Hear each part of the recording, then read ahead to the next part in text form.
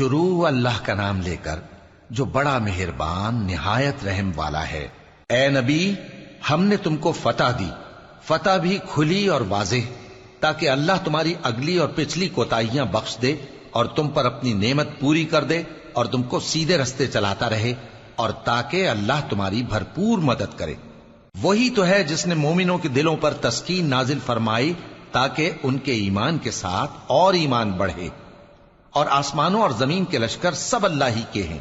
اور اللہ جاننے والا ہے، حکمت والا ہے۔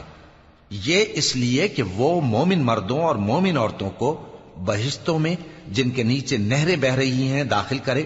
وہ اس میں ہمیشہ رہیں گے، اور تاکہ ان سے ان کے گناہوں کو دور کر دے، اور یہ اللہ کے نزدیک بڑی کامیابی ہے۔ اور اس لیے کہ منافق مردوں اور منافق عورتوں اور مشرک مردوں اور مشرک عورتوں کو جو اللہ کے بارے میں برے برے خیال رکھتے ہیں عذاب دے، انہی پر برے حادثے واقع ہوں، اور اللہ ان پر غصے ہوا اور ان پر لعنت کی اور ان کے لیے دوزخ تیار کی، اور وہ بری جگہ ہے۔ اور آسمانوں اور زمین کے لشکر اللہ ہی کے ہیں، اور اللہ غالب ہے، حکمت والا ہے۔ اے نبی، ہم نے تم کو احوال بتانے والا اور خوشخبری سنانے والا اور خبردار کرنے والا بنا کر بھیجا ہے، تاکہ مسلمانوں تم لوگ اللہ پر اور اس کے پیغمبر پر ایمان رکھو اور اس کی مدد کرو اور اس کی تعظیم کرو، اور صبح و شام اس کی تسبیح کرتے رہو۔ اے نبی، جو لوگ تم سے بیعت کرتے ہیں وہ در حقیقت اللہ سے بیعت کرتے ہیں، اللہ کا ہاتھ ان کے ہاتھوں پر ہے۔ پھر جو شخص عہد کو توڑے تو عہد توڑنے کا نقصان اسی کو ہے، اور جو اس بات کو جس کا اس نے اللہ سے عہد کیا ہے پورا کرے تو وہ اسے عنقریب اجر عظیم دے گا۔ اے نبی، جو گنوار پیچھے رہ گئے وہ تم سے کہیں گے کہ ہم کو ہمارے مال اور اہل و عیال نے روک رکھا تھا، سو آپ ہمارے لیے اللہ سے بخشش مانگیں۔ یہ لوگ اپنی زبان سے وہ بات کہتے ہیں جو ان کے دل میں نہیں ہے۔ کہہ دو کہ اگر اللہ تم لوگوں کو نقصان پہنچانا چاہے یا تمہیں فائدہ پہنچانے کا ارادہ فرمائے تو کون ہے جو اس کے سامنے تمہارے لیے کسی بات کا کچھ اختیار رکھے؟ کوئی نہیں، بلکہ جو کچھ تم کرتے ہو اللہ اس سے واقف ہے۔ بات یہ ہے کہ تم لوگ یہ سمجھ بیٹھے تھے کہ پیغمبر اور مومن اپنے اہل و عیال میں کبھی لوٹ کر آنے ہی کے نہیں، اور یہی بات تمہارے دلوں کو اچھی معلوم ہوئی اور اسی وجہ سے تم نے برے برے خیال کیے، اور آخر کار تم ہلاکت میں پڑ گئے۔ اور جو شخص اللہ پر اور اس کے پیغمبر پر ایمان نہ لائے تو ہم نے ایسے کافروں کے لیے آگ تیار کر رکھی ہے، اور آسمانوں اور زمین کی حکومت اللہ ہی کی ہے، وہ جسے چاہے بخشے اور جسے چاہے سزا دے،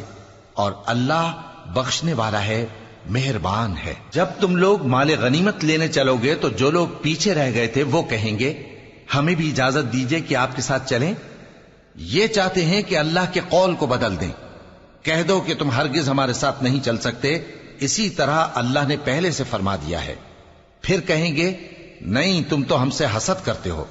بات یہ ہے کہ یہ لوگ سمجھتے ہی نہیں مگر بہت کم۔ اے نبی، جو گنوار پیچھے رہ گئے تھے ان سے کہہ دو کہ تم جلد ایک سخت جنگجو قوم کے ساتھ جنگ کے لیے بلائے جاؤ گے، ان سے تم یا تو جنگ کرتے رہو گے یا وہ ہار مان لیں گے۔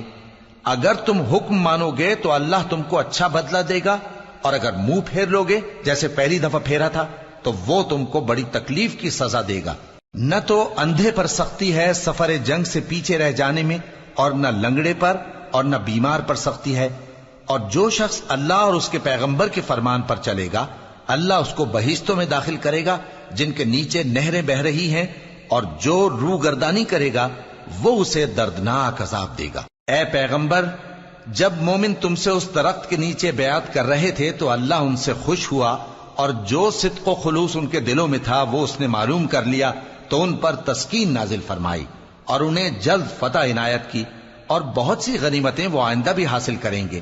اور اللہ غالب ہے، حکمت والا ہے۔ اللہ نے تم سے بہت سی غنیمتوں کا وعدہ فرمایا ہے کہ تم ان کو حاصل کرو گے،